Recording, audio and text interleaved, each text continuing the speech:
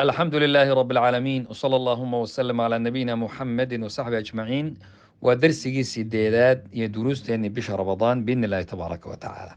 الاستمناء في نهار رمضان. هل كان مسألة لا لغا حصيا إن الله لا يستحي من الحق dadka haddaan dee diinta loo sheegin oo masaa-isha aan laga wada hadlin cidna kugu baraarujin mayso. Waxaan ka hadlaynaa waxa la yidhahda al istimnaana waa la yidhaahdaa, alcaada siriyana waa la yidhaahdaa. Soomaaligana sigaysi baa lagu yidhaahdaa. Waa masalada inuu qofku gacanta biyaha isaga keeno, shahwadiisa inuu biyaha isaga keeno gacanta. Rag iyo dumarbana waa masale lagu fidnoobay oo dadku ay isticmaalaan in badan oo ka mid a. Horta masale ahaan ma wax bannaan baa? Maya, ma bannaana. Waa masale xaaraan inuu qofku gacantiisa isticmaalo uu maaragtay biyaha isaga keeno shahwadiisa sidaa ku gutaayay, waa xaaraan. Waa marka koowaad. Marka labaadna haddii qof soomani arrintaas uu sameeyo, soonkii waa ka burayaa, wuu ka burayaa qofkaasi. oo manidii ay biyana ka soo baxaan oo biyihii dee ay ka yimaadaan, ileen manidii way soo baxaysaa haddii shahwadiisa ruuxii uu guto. Marka dembi wuu galay, soonkiina wuu ka jabay. Maalintana dee qadaheedii ayaa laga rabaa. Masale ka duwan baa jirto oo almadyi, khuruuju lmadyi bishahwa. Madyigu waxa weeye 3 shay baa jira oo la yidhaha mani iyo madi iyo wadi. 3daasaa kala jira.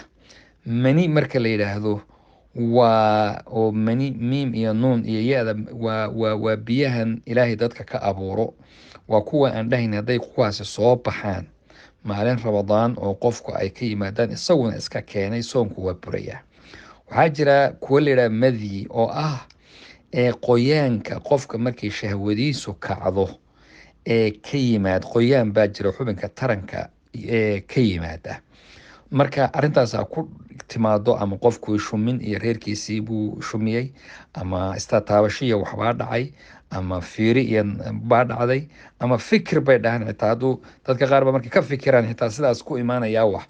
Marka see doontaba ha noqotee, haddii qoyaankaasi xubinka taranka uu yimaado shahwana ay arrintaasi ay tahay, isaga soonkii buri maayo biidni illaahi tabaaraka watacaala. waa fi asaxi qowlaya alculamaa. waa laba masale khilaaf ku jira wey. qolyaa waxay leeyihin soonkii xitaa waa buray, laakiin sida raajixa ma buraya biidni illaahi tabaaraka watacaala.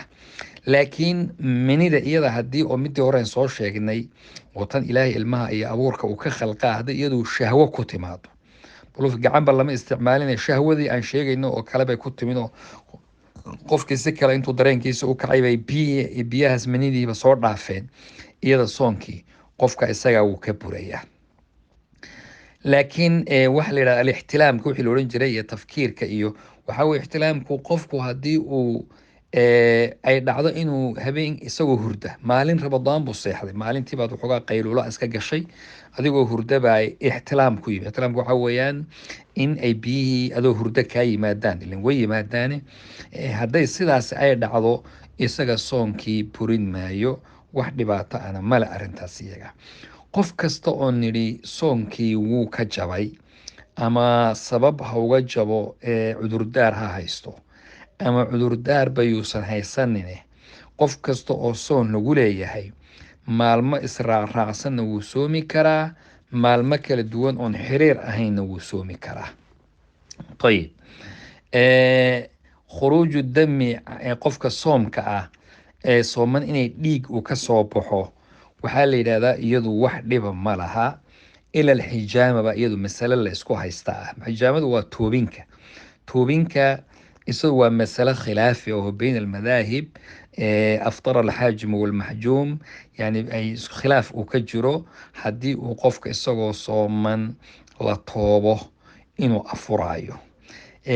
dhiigga ma la bixin karaa adoo sooman? dhiig ma la bixin karaa? haa, qofku dhiigga wuu bixin karaa. yani dhiigga ma la shubi karaa? dhiigga waxaa weye dadka waad aragtay waxaa dhacaya dad baa dhiigga loo shubaa, dhaawac baa imaanaya, markaas yaa hebel dhiig siinaya.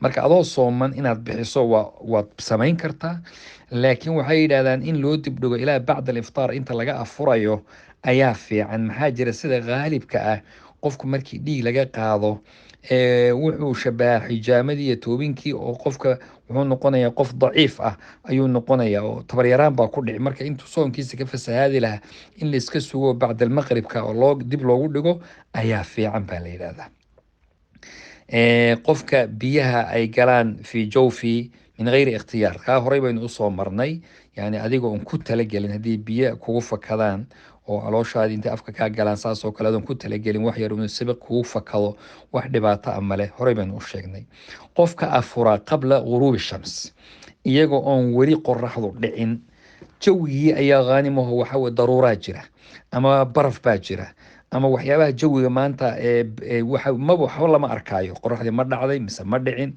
wadamadan dee reer galbeedkaba aad arrintaas ugu badan tahay oo maanta oo dhan roobbaa kugu ama waxaa jira barafkiibaa socda ama waxaa jira marka haddii maba garan kartid gobolka ma dhaco mise ma dhicin haddii arrintaas ay dhacdo mathalan waad u malaysay inay dhacdo markaasaad iska afurtay wax yar kadib unbaa waxaad ogaatay inay qoraxdii dhicin sidii la rabo ha lagu ogaada waxaa caddaatay inayna qoraxday weli dhicin haddii arrintaasi dhacdo soonkaagii wax kasoo qaad male waa buray maxaa jira maalin iyadoo tahay ayaa waxaa caddaatay inaad afurtay marka insha allahu tacaala hala dadaalo hana la hubsado intuu gabalku dhacayo wallahu aclam